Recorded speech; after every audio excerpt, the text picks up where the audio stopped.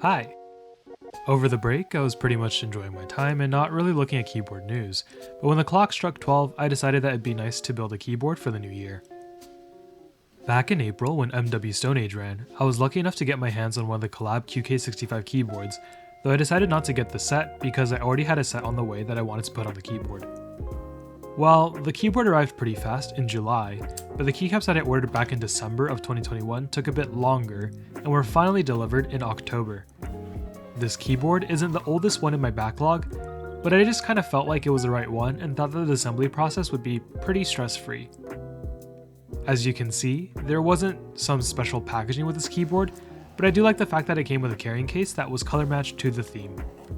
Inside the carrying case, we have the complimentary Miro card, gaskets, keyboard feet, an instruction card with QR codes that don't actually work, and the PCBs and plates.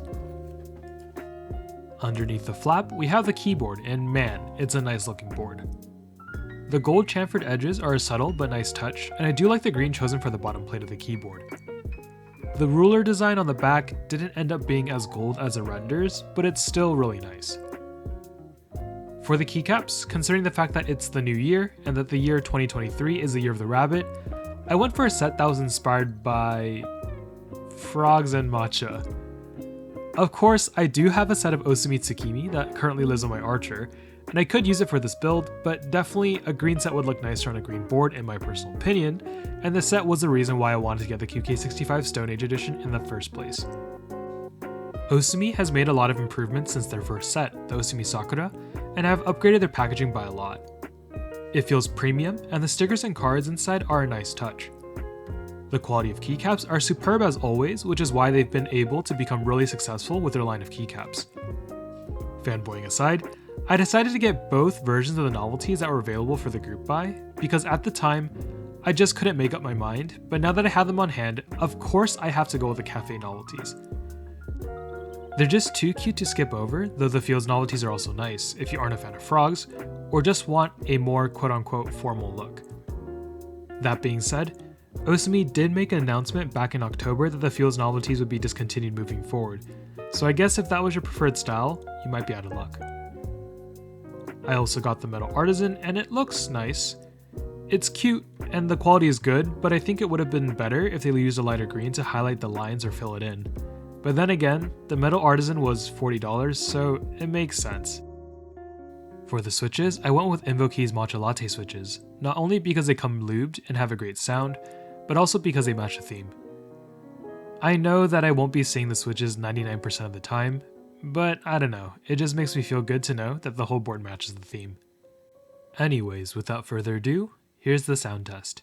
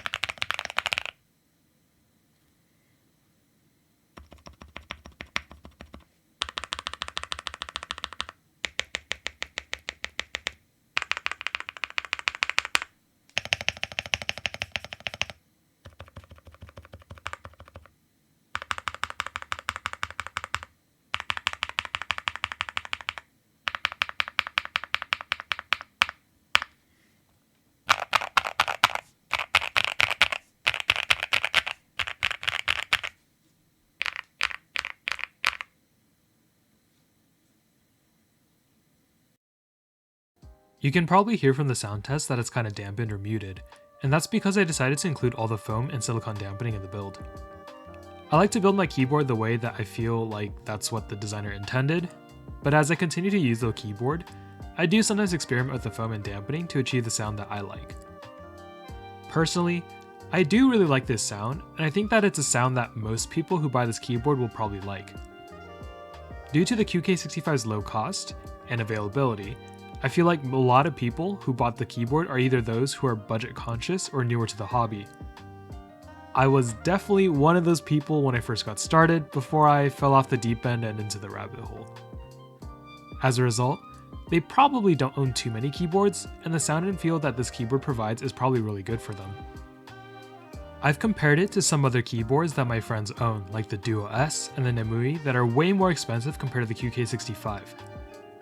Perhaps you might prefer the aesthetics of the Duo S and Nemui, but for how much you're paying, the QK65 doesn't look bad either, and holds up well on its own in the typing feel and sound department, and you can definitely see why it's so widely recommended. Anyways, I'm sure that many of you have already seen plenty of videos and reviews of this keyboard when it first initially went up for sale. I did want to release a video earlier, but I bought my R1 version with Ash keys, so that didn't happen.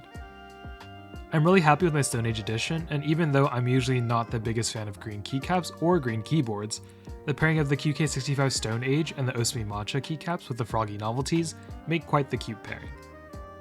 Thank you all for watching my videos, and maybe this year I'll finally be able to clear up my backlog of keyboards.